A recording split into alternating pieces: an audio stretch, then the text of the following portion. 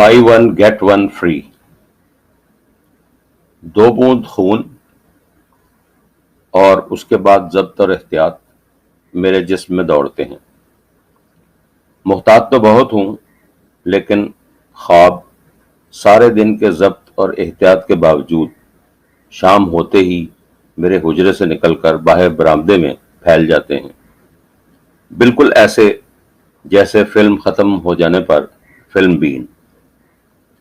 کبھی وہ پام کے درخت پر نظر آتے ہیں، کبھی الائچی کے پودے سے چھلانگ لگا کر گھر کے گیٹ پر جا پہنچتے ہیں.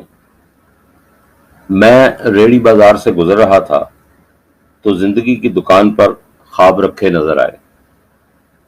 اپنی ساری پونجی دے کر میں نے یہ خواب خرید لیے، لیکن ریڑی والے نے ہر خواب کے ساتھ ایک ایک رنج مفت میں دے دیا.